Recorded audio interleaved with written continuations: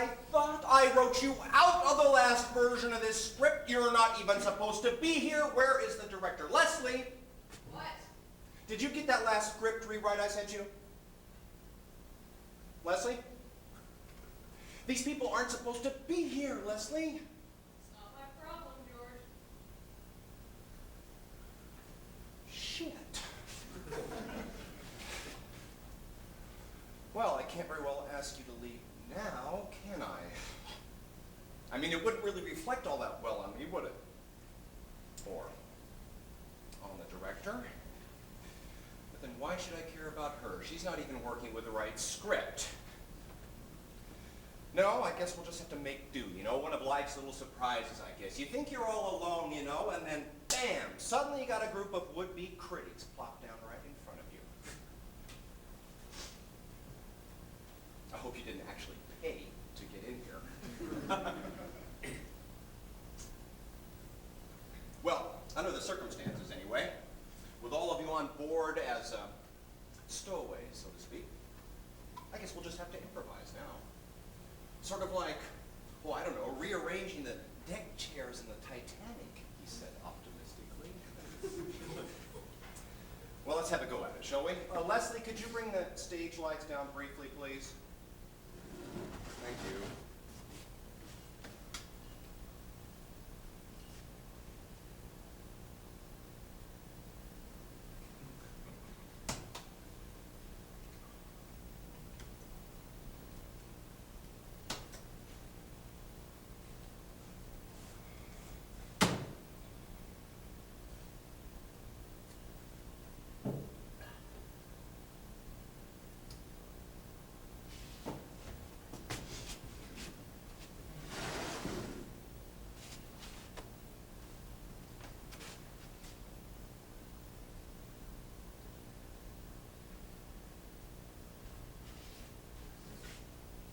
Hello.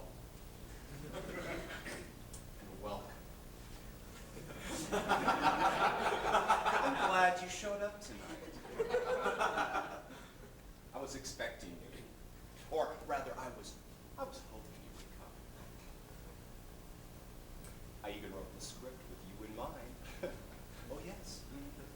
In fact, I even gave you a major, albeit non-speaking role. And here you are right on cue. Yes, sir. Here you are, and I simply couldn't be happier.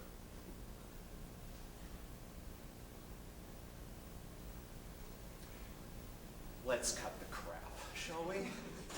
I mean, there's no way I can keep up this sugar-coated role for the entire play. Besides, it's not what I wrote in the first place, at least not the last version of what I wrote, and we're all entitled to a little rewrite every now and then, aren't we?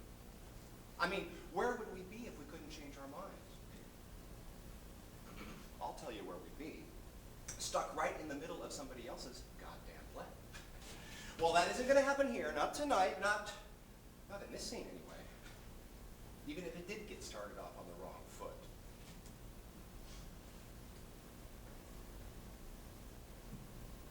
I'm sorry. I mean, look, here we are already several minutes into this thing, and I haven't even really properly introduced myself. Can I see your program, please?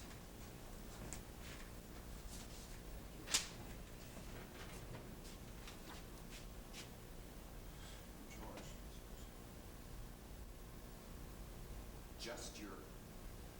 Just your average Joe? What's with this? I mean, this is so typical. Thank you. Oh, well, it's not that important, okay? I mean, my point is, you know, I could be you, or you, or... No, probably not you.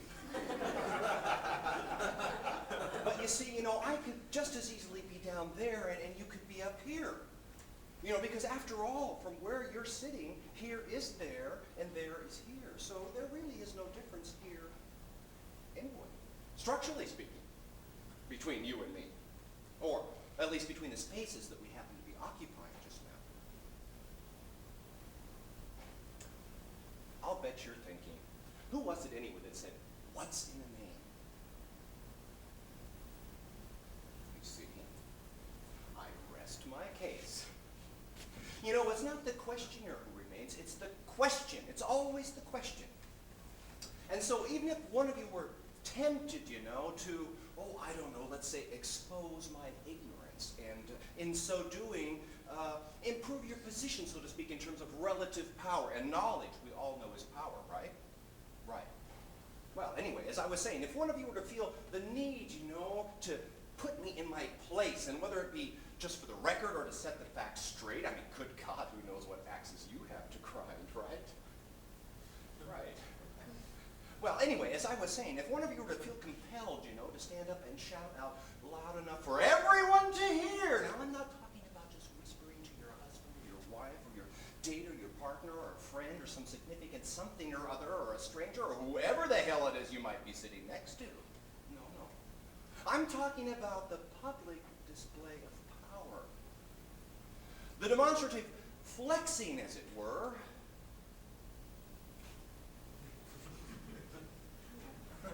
of your mental muscle. So, as I was saying, you know, if any or all of this were to prompt you, or no, probably not you, but maybe you know, or hell, even me. If it were to prompt me to stand up and shout, you know, without warning, because after all, it is not in the script. To stand up and shout without warning, it was Shakespeare, you idiot! You know, it was Shakespeare who said, "What's in a name?" Would that really get us anywhere? Really?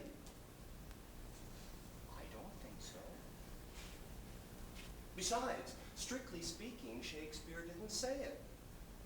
He wrote it. It was Romeo who said it. Or was it Juliet? Well, no matter. I mean, that's not important. My point is, you know, your observation wouldn't do a thing to sort of move the plot along. And quite frankly, that's why I didn't write that line for you into the script in the first place. At least not in this version. Oh, I know. I'm sure you're thinking, I know a sophist when I see one. And to tell you the truth, you would be absolutely right. But then I just might be thinking, it takes one to know one. You didn't think of that, did you? No. You see, that's the advantage of having studied the script. Even if it's not the one being used.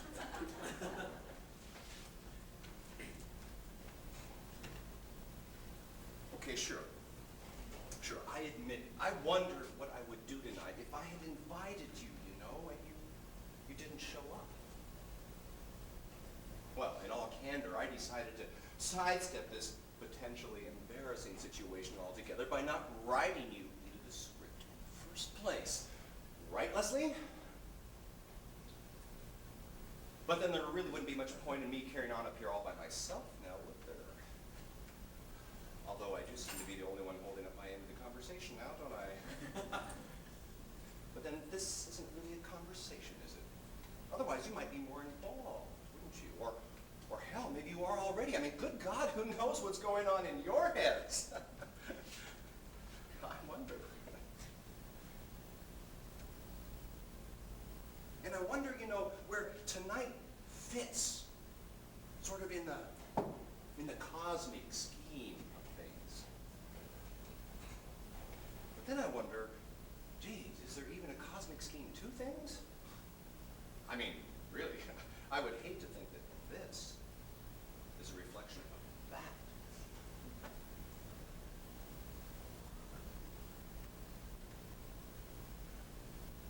I don't watch a lot of TV. Okay, some. Movies, maybe. Mystery Science Fiction Theater 3000. Now, that's what I call genuine interactive art, you know? I can think of a lot of movies I'd like to rewrite the lines to. I can think of a lot of conversations I'd like to rewrite the lines to. Including this one. But that's another topic, and I wasn't talking about that. I was talking about TV and watching it. I say, why bother? I mean, sometimes I wonder if our lives aren't like soap operas, you know, and we go for months without tuning in, and then all of a sudden, for some reason, for some random reason, we do, and good. God, the same stuff is still going on.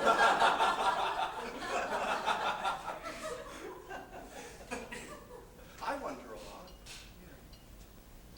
But all these wonderings are just, they're just cliches and mind games and, well, we really don't have time for cliches and mind games this evening, you see. No. Not when more pressing issues are at hand, like, say, gravity.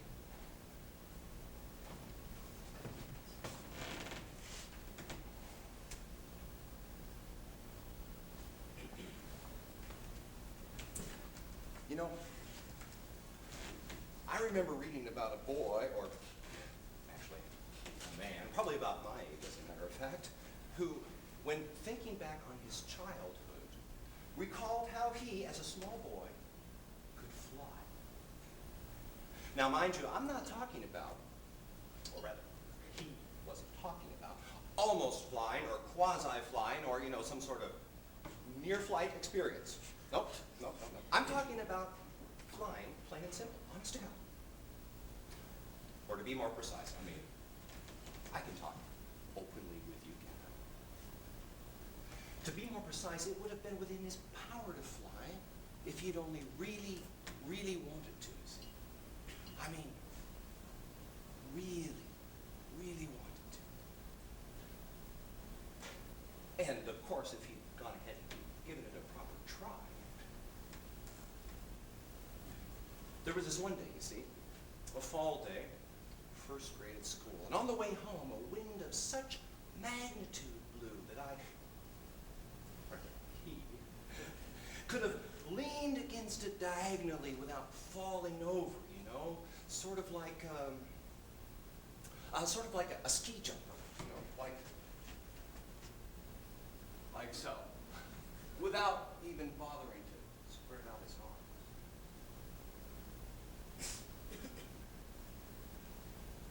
And as I ran against the wind back then on that day, across the fields and down the hill on which a school lay, it was a small hill, just outside of town.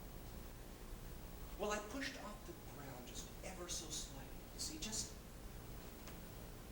so. Well, the wind whisked me up, and without the slightest exertion, I kid you not, I could jump 4, 5, 6 feet high, and 20, 25 feet across the ground, or, okay, maybe not quite that far, quite that high. What the hell does that really matter anyway, huh? My point is, I was that close to flying. That close. And if I had just unbuttoned my coat, and taken both sides in my hands and spread out my arms like wings, just this one simple and irrevocable move made without hesitation and with utter and unshakable conviction, then the wind would have lifted me up completely.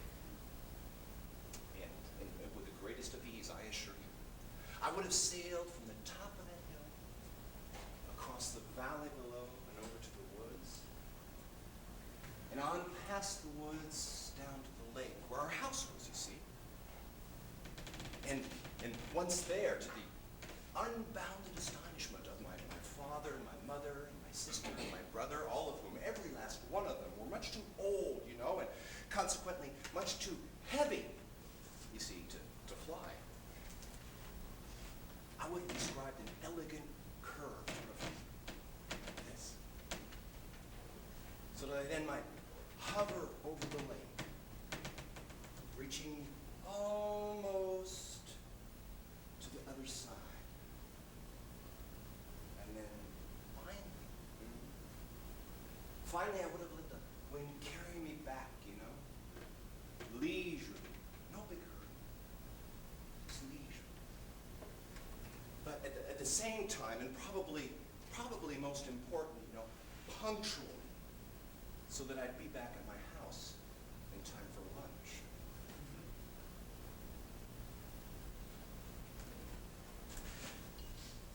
But he didn't unbutton his coat back then on that day, He didn't unbutton his coat and he didn't fly on a pie. Now, not out of any fear of flying, no. But rather because he didn't know when or how or even if he would ever land again. Now, that was it. Now, getting up was easy. But how in the hell were you supposed to get back down? It was the same thing, you know, climbing trees. Getting up was the least of your difficulties, yeah.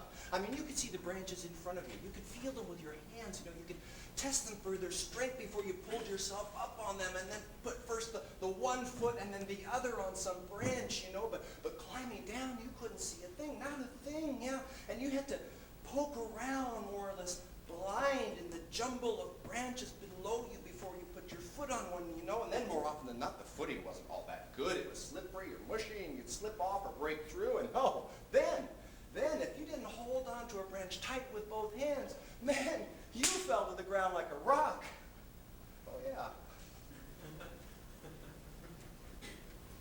In strict compliance, I might add, with the so-called laws of motion. First discovered, now not by Newton, as you might think, but by the Italian scholar Galileo, already more than 4 centuries ago, and laws which, to my knowledge anyway, still hold true today. Now, my worst fall, by the way, I wrote that word in lowercase, I'll have you know. Fall. Just in case you were wondering, which would be legitimate. You're wondering, that is. I mean, after all, you probably came here expecting to find, oh, I don't know, some sort of larger meaning. Or maybe at least allusions to larger meaning. Well, sorry to disappoint you. I mean, excuse me. But I'm not going to make it that easy for you. I mean, come on. You can't expect me to speak words with capital letters just so that every Tom, Dick, and Harry can say, hey, did you hear that? That sounded like an important word. It sounded capitalized. No. Trust me on this one, folks. Capitalization. And while we're at it, bold-faced type. Highly overrated. Highly overrated. Especially in the spoken media. Anyway, as I was saying, or as about to say, my worst fall took place in the first year of school. It happened from a height of roughly 15 feet from atop a silver fir tree. Now, as you can imagine, it unfolded in strict accordance with Galileo's first law of motion, which states that the distance fallen is equal to 1/2 the product of acceleration and time squared. And consequently, my fall lasted approximately 0.9682458 seconds. Now that, my friends, is an extremely short time. I mean, it's shorter than the time it takes to, count from 21 to 22. Hell, it's shorter than the time it takes to say the number 21 in the first place. Now, the whole thing went by so fast, you see. I didn't have time to spread out my arms or unbutton my coat to use as a parachute. No. Hell, I didn't even have time to think of the one saving thought, you know. My God, why didn't I think of that? Namely, that I didn't even need to fall in the first place. Since I was, after all, as I tried to explain earlier, you know, capable of flying. No, I couldn't think a thing in these 0.9682458 seconds, and before I even understood the fact that I was falling, I pounded to the ground at the base of the tree in complete accordance with Galileo's second law of motion. Velocity is equal to constant acceleration. We'll call this G. Times time. I pounded to the ground at the base of the tree with a terminal velocity of over 20 miles per hour when with a force so great that I severed a branch as thick as my arm in the back of my head. Now, the force that caused this is called gravity.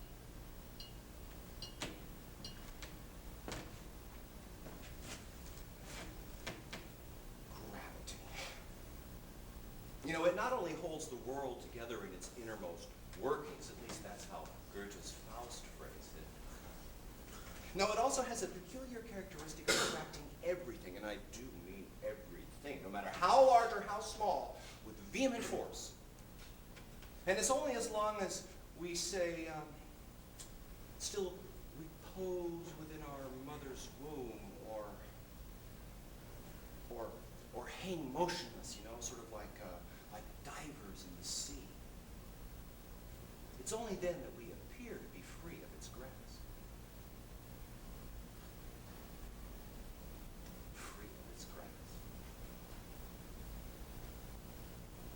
Well, anyway, I came away from that fall with this elementary insight, and also with a substantial bump.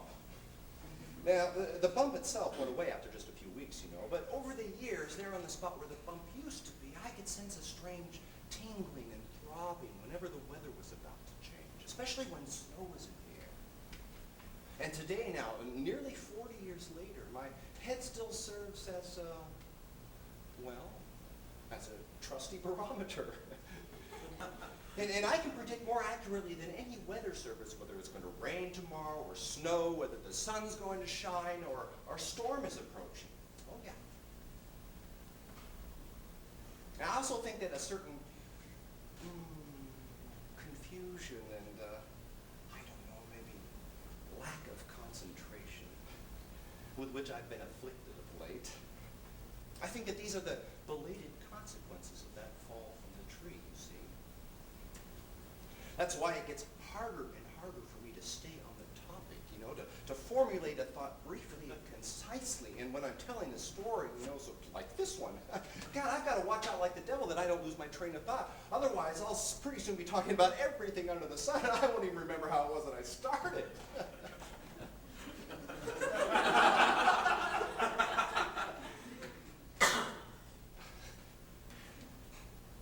Excuse me.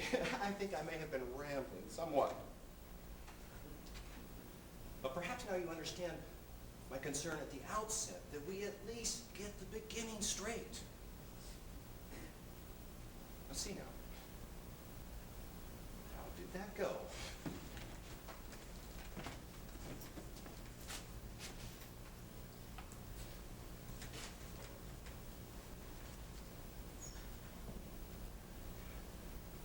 .9682458 seconds. I mean, think about it. What can happen in .9682458 seconds? Not much, you say. But might not you just as well answer everything? I mean, picture this, okay? .9682458 seconds. Oh, I don't know. Let's see. A knock on the door. Van pulls up, balloons, Ed McMahon, you're the next Publishers Clearinghouse Sweepstakes winner, right? Hey, you probably send in those stupid application forms. Or this, .9682458 seconds. The lights go out. We're sitting in the dark. Hell, some of us don't even need a power outage for that. .9682458 seconds. That's enough time to break out in laughter or tears or song.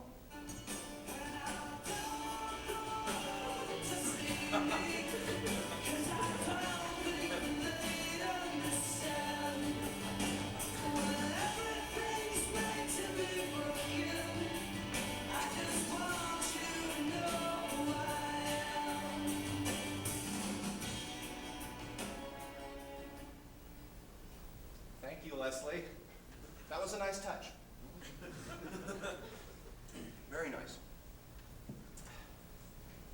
.9682458 seconds. When you think about it, when you really think about it, it's enough time to have a life-changing experience. A short one, but still.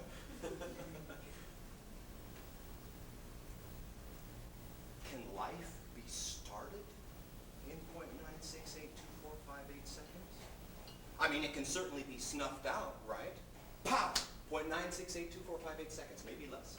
Needn't be a gun either, just because I said pow. Somebody's car crosses the line. It's your line. It's your time. Or hell, the bone in the chicken that you're eating for dinner lodges in your throat. 0.9682458 seconds. I mean, it doesn't take any more time than that for a chicken bone to get stuck, I wouldn't think, would you? How much time does it take for your heart to stop? 0.9682458 seconds. I mean, there's no need to calculate in the time for understanding why it stops. It just stops.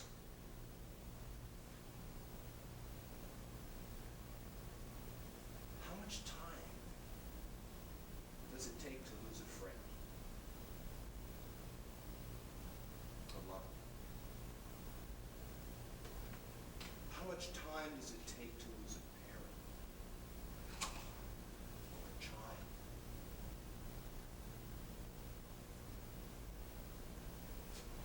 How much time does it take to lose yourself?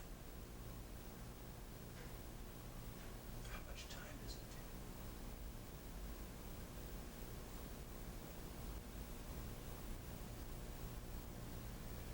0.9682458 seconds. You know, it's the difference between now and then, between here,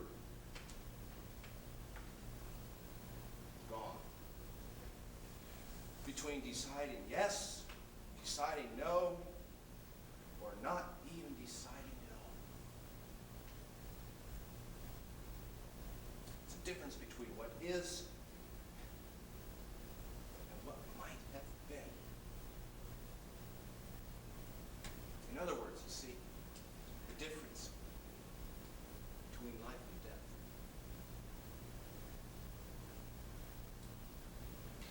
0.9682458 seconds.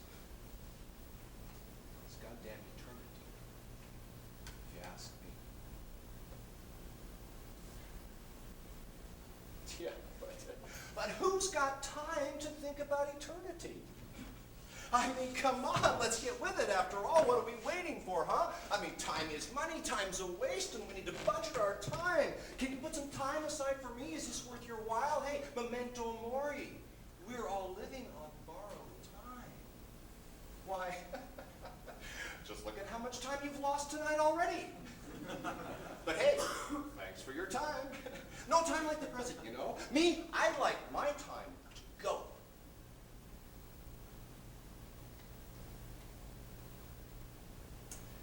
If I were you, I would be expecting a change in the weather.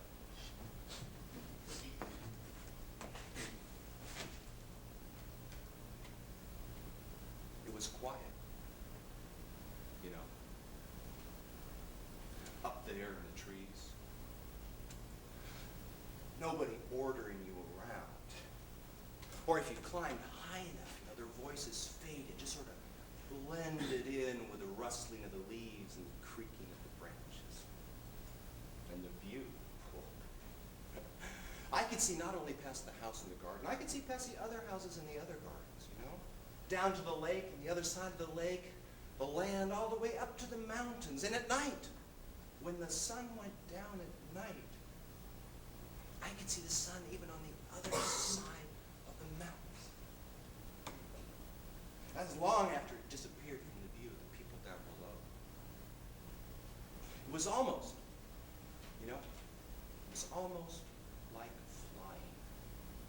Not quite as adventurous, maybe, and not quite as elegant, but all in all, a decent substitute for flying. Especially since I was, you know, growing older and consequently heavier, which spelled a certain end to my flying days, even if a really big wind were to whip up. I mean, a really big wind. And even if I were to spread my coat out wide.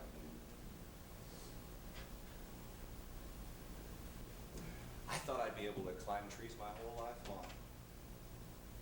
You know, an old geezer of 120, I'd sit at the top of a birch or a fir tree like some old ape and let the wind rock me gently back, forth, back, forth, and look out over the land, and the lake, mountains.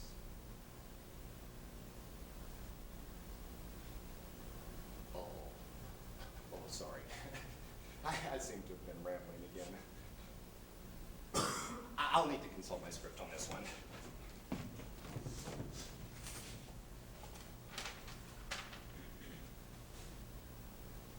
Now, just look at this, would you?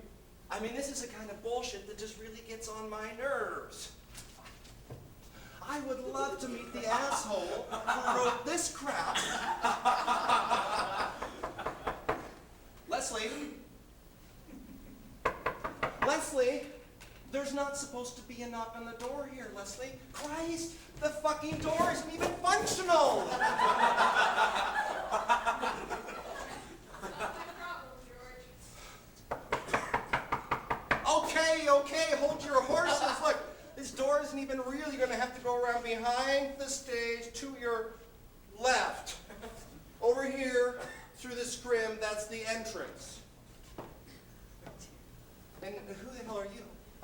I'm the asshole. Excuse me? I'm the asshole who wrote that bullshit. Oh, yes. Well, it's nice of you to own up to it and all, but I'm just a little bit busy right now, sort of in the middle of things, kind of unexpectedly having an audience drop by for a visit. You look a little bit small, but you wouldn't, by any chance, happen to be Ed McMahon, would you? No, suppose not. Okay, well, come on in, make yourself at home, have a seat. Out there, up here, on your thumb, I really don't care. I brought you this. What's this? It's the script. Script? What script? The script for the remainder of the play. Leslie? Leslie? She won't answer. Well, how did you get so smart? I read the script. Oh.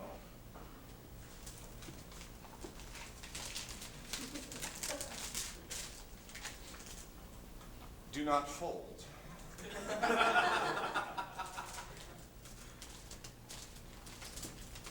If you notice that this package has been damaged or that someone else has read these documents without your express permission, you may wish to contact United States Postal Authorities. This is the script. Surely you can't be serious. Of course I'm serious. And don't call me Shirley. I'm the messenger. Look, do you mind?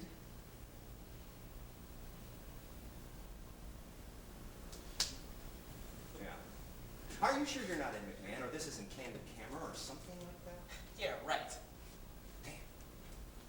I sent in the contest application, too. I even bought the damn magazine. Okay, Mr. Messenger, anything else I should know? Yes. And? Sorry, that's my last line.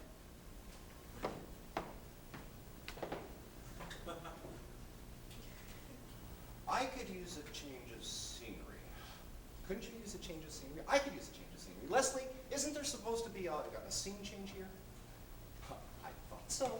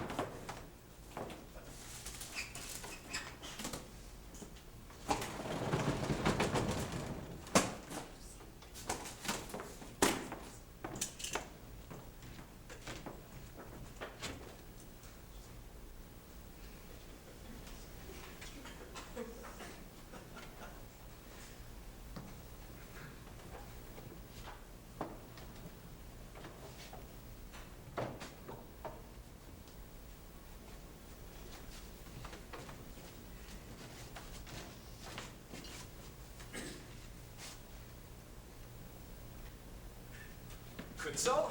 Gute Nacht. Good so. Gute Nacht. Good so. Gute Nacht. Good so. Gute Nacht. Good so. Ha! How what? I told you I could fly. Just because I'm Mr. Devon? Just because I'm Mr. Devon, don't mean that you can fly. Of course it does. No, it don't mean that. Whose serve is it? Mine. Does not. So? Does not. So? Does not. Okay. It's a draw. Go, He does. It always is.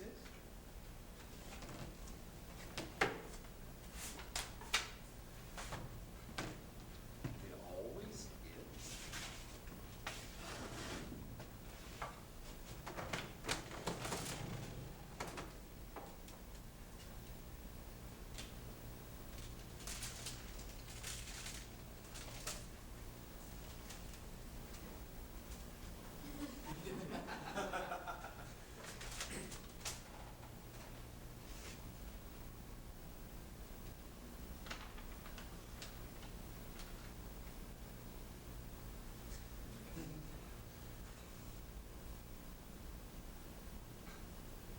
How much of it is only gravity?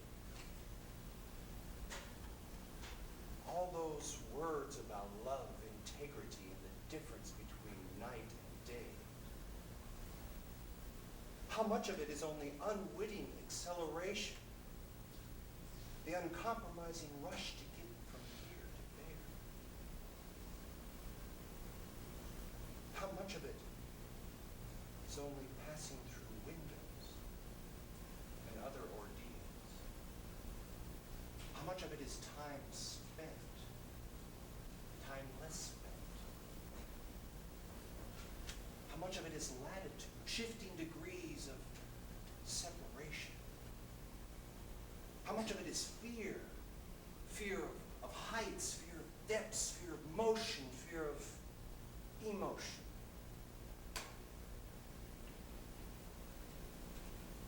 Pressed for words, you stood there, time and time again, fluently speechless in several languages simultaneously.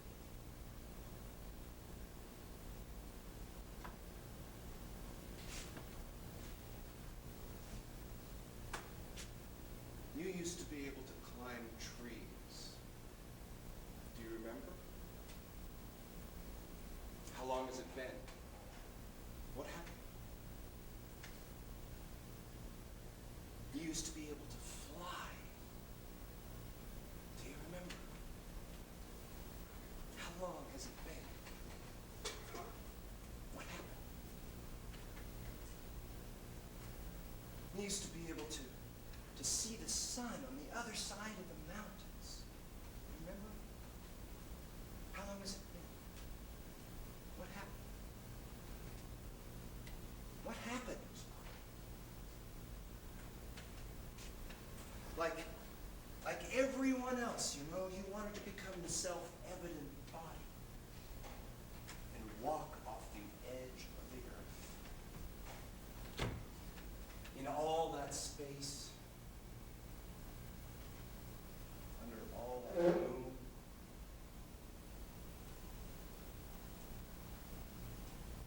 whoa, that was weird. I'm back though, but only because I was gone and I didn't stay. If I had stayed, you see, I would now be gone. Long gone.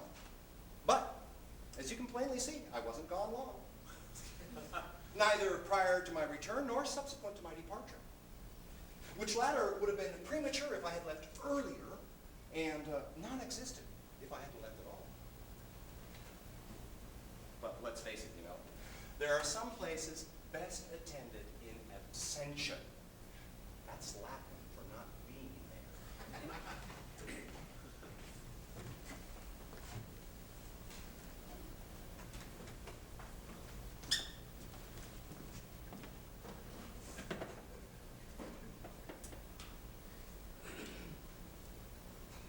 Stop crying. That's what Mrs. Stevens yelled at me when I showed up late for my piano lesson on a Thursday afternoon in December. December because she accused me of dallying, of buying ice cream or some such nonsense. I mean, ice cream in December. Here maybe, but not where I'm from. I remember it was a Thursday because of what really happened that had caused me to be late that day. You see, what really happened was that I was,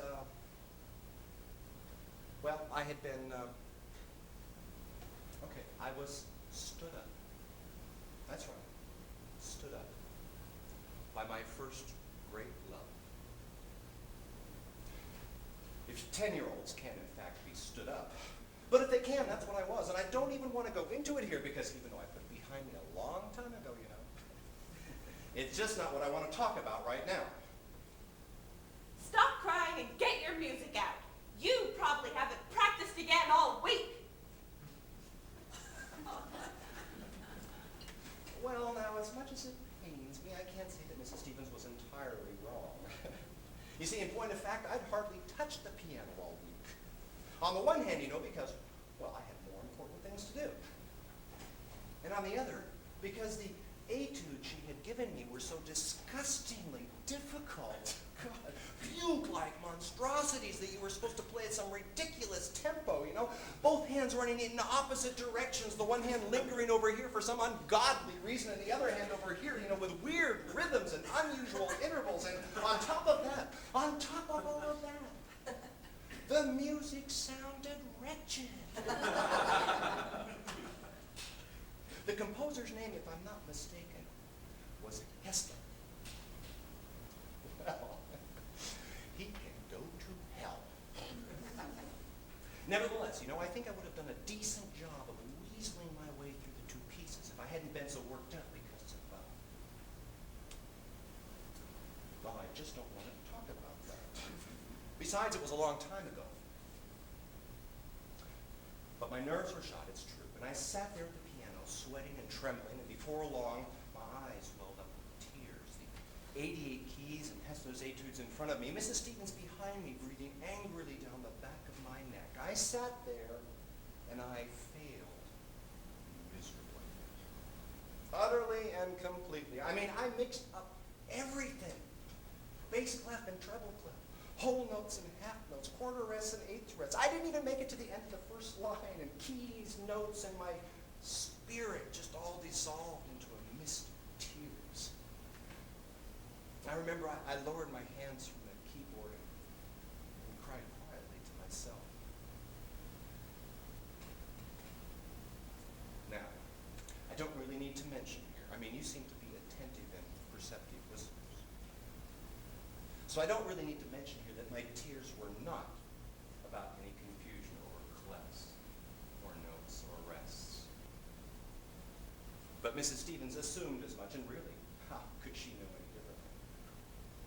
Just as I thought. You see, the words fairly flew from her mouth, and in fact, I remember feeling the flying spray of her saliva on the back of my neck. Just as I thought. First you eat ice cream, come late, and dream up excuses. Well, I couldn't very well tell her the truth now, could I? Hey, 10-year-olds have pride too. That you can do, but your assignment? Oh no. Just you wait, young man. I'll teach you. And then she seated herself next to me at the piano bench, took my right hand with both of hers, took each and every finger, and jabbed them, one after the other, into the keys, striking the notes as Hessler had written. This one goes here, and this one here, and your thumb here, and your third finger here. And when she'd finished with the right, she took up with the left, using the same questionable method. This one goes here, and that one there.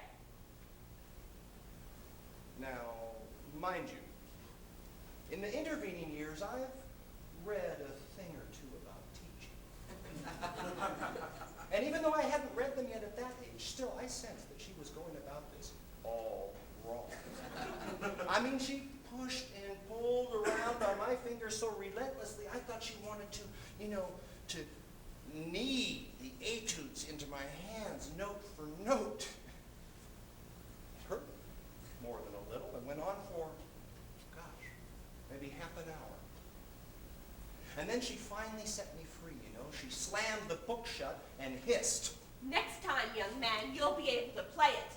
And not just from the music, but from memory. And allegro, or else you'll really be in for it.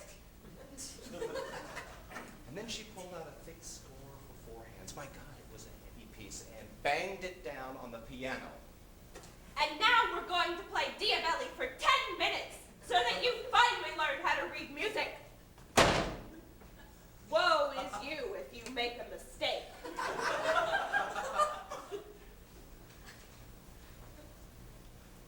What can I say? I was broken. In every respect, my will, my pride, my heart. I nodded in assent, and I wiped the tears from my eyes with my sleeve. And, you know, when my vision thus cleared somewhat, I could see that all was not lost. Diabelli. Now that was my kind of composer.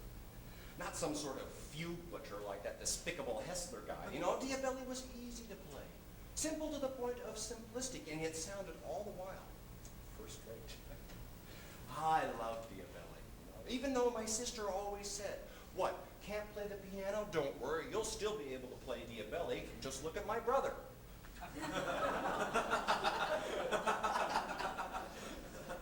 So we played Diabelli four hands, Mrs. Stevens and I. She on the left taking the bass, I on the right with both hands in unison. Now, at first, everything went as smoothly as clockwork, you know, and my confidence grew, and I'd nearly forgotten about the ice cream thing. No, you see, I was busy thanking God for having created the composer Diabelli. And in my sense of relief, I simply forgot that this little sonatina was in G major, and thus had an F sharp noted in the key signature. Now this meant that in the long run, I couldn't be content to just flit about on the white keys. Oh, the white keys. How I love the white keys, you know, it's like solid, familiar ground underfoot. I could traverse the white keys all day long if needed. But no, with this little piece in G major, in certain places and without any warning in music, I would need to strike a black key, namely this very same F sharp, which was located just below the G. Now, when the F sharp first appeared in my part, I didn't recognize it as such. I missed the mark, and I played F, which, as every devotee of music will understand immediately, resulted in a distinctly, shall we say, unpleasant tone. Just like you. Mrs. Stevens was in her element again. Just like you. At the first suggestion of difficulty, the young man falls apart. Have you got eyes in your head? F sharp! There it is, just as big as day. Look at it! Once more from the top. 1, 2, 3, 4. Now, just how it is that I made precisely the same mistake a second time, I can't really say even today. You know, I suppose I was so intent on not making it that I just suspected an F sharp following every note. To tell you the truth, I would have preferred playing nothing but F sharp from the very beginning. Now, of course, I didn't realize it at the time, but that would have made me something of an avant-garde artist. And I'm quite certain that Mrs. Stevens had absolutely no appreciation for the avant-garde. Still, I had to downright force myself not to play F sharp. Not yet. No F sharp just yet. Not quite yet. Until I arrived at the spot in question and played F instead of F sharp. Have you ever? I said F sharp, for heaven's sakes. F sharp! Don't you know what an F sharp is, you blockhead? There! And she struck at the black key just below the G with the tip of her index finger. You know, a tip which had been broadened to about the size of, oh, I don't know, about a nickel, you know, through years of teaching piano.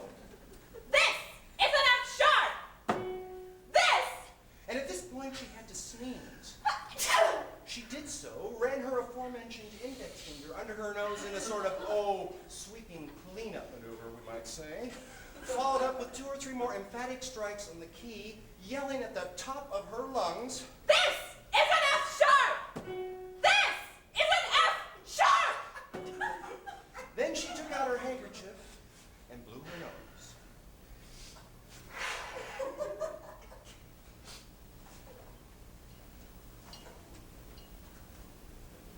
I, meanwhile, sat and stared at the F sharp.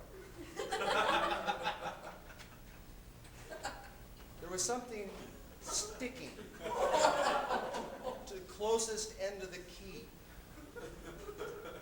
approximately the size of a fingernail, about as thick as a pencil. It was curled. It's curled like a worm. It was a greenish, yellowy, shimmering portion of a slimy, fresh booger. Obviously deriving from Mrs. Stevens' nose. From where, by the sneeze, it has landed on the upper lip, and from the upper lip, by the index finger and the sweeping maneuver, to the index finger, it had finally come to land on F sharp. Once more from the top. 1, 2, 3, 4.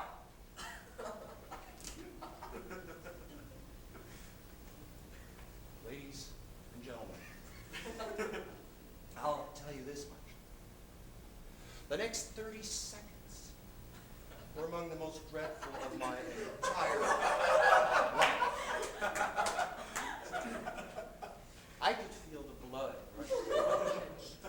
I could feel the cold hand of fear close around my neck. The hair on my head stood on end. You know, my ears flushed first hot and then cold and then went deaf altogether as if they'd been plugged.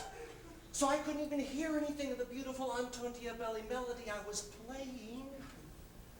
Mechanically, I might add, without even looking at the music. I mean, after the second review, my fingers did it on their own. But did Mrs. Stevens take note of this? Oh, no. No, you see, I had my attention focused elsewhere. I stared, eyes wide, at the slender black key located just below the G, where Mrs. Stevens' ball of snot stuck fast.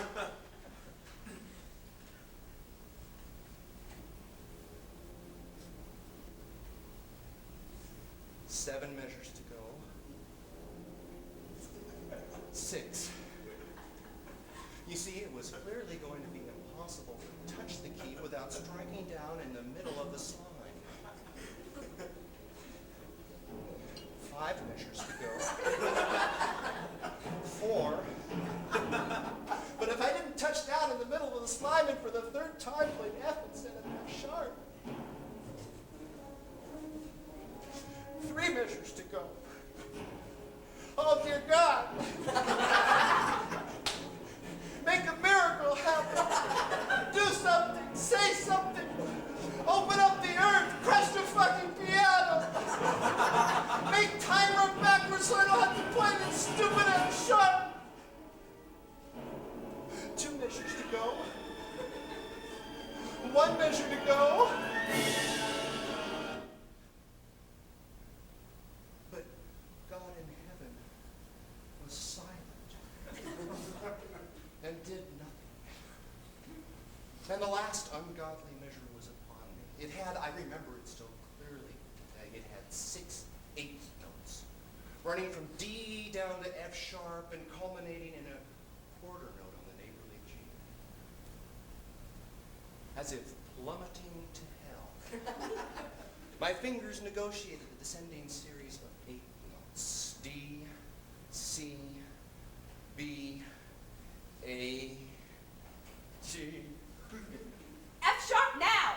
I heard her bark her command. How could I not hear that? I heard her, and I, in full knowledge of my actions, and I must say, with utter and complete disregard for my certain impending death, I played F. Now, I just had time to remove my hands from the keyboard when the cover came crashing down, and at the same time, Mrs. Stevens shot into the air like some sort of jack-in-the-box. You did that on purpose! She bellowed so loud that despite my temporary deafness, she nearly shattered my eardrums. You did that on purpose, you little good-for-nothing! You snot-nosed little brat! You impudent little devil! Well, now,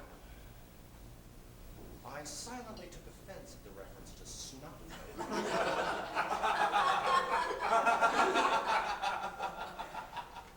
And wanted to set the record straight. But I thought better of it, Now, Mrs. Stevens carried on in this fashion for, I don't know, 5, 10 minutes. I really don't remember. But what I do remember is the slamming of the door after she had gathered up my books and sent me packing. And with that, my career as a pianist was aborted.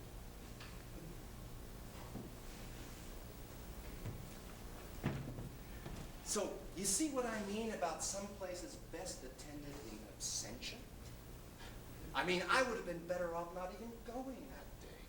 The flu, a cold, my dog ate my music, I don't know, any sort of plausible excuse, anything other than actually being there. But disturbed as I was, at having been stood up and all, and don't even think you're going to get me talking about that. Now, disturbed as I was, I suppose I wasn't thinking clearly, and so I never really anticipated how my presence there on that afternoon, how her absence there on that afternoon would end up changing my whole life. My whole fucking life. This time, I'm ready. Hey, asshole, you have to come around over here. Jeez, what an asshole. Did you forget about the door, asshole? Just because you call it, just because you lose the game, I don't give you the right to call me a name, huh? How did you get It was a no act, and I hear you in here, and I think to myself, Never mind. Look, I'm really not in the mood for a game of ping pong right now. What is it that you want? I come about the fall. What fall? You know, the fall. Oh. That fall. Well, what about it? See, I just want you to know, come with I'm sorry. I'm sorry. Oh. You're sorry. For what? I'm sorry that you fall. Hey. Look, it's not your fault. Things just happen.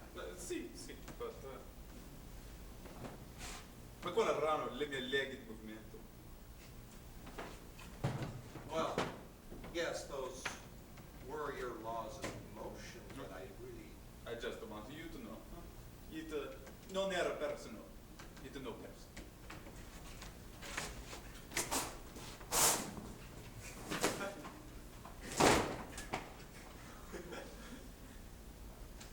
Not personal?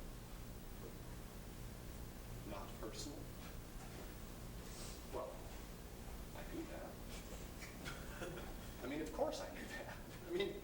How could it be personal when it was only gravity?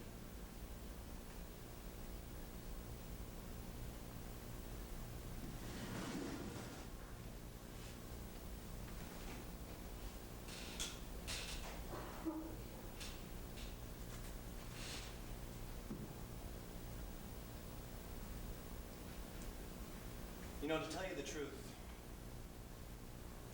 I don't really know if you were supposed to be here tonight or not. And while I'm at it, let me go ahead and confess, I'm not really all that certain about any laws that falling bodies obey, or about distances traveled, or what it is that keeps bringing us back, keeps holding us here in the first place. Holding us here. All of us. Together.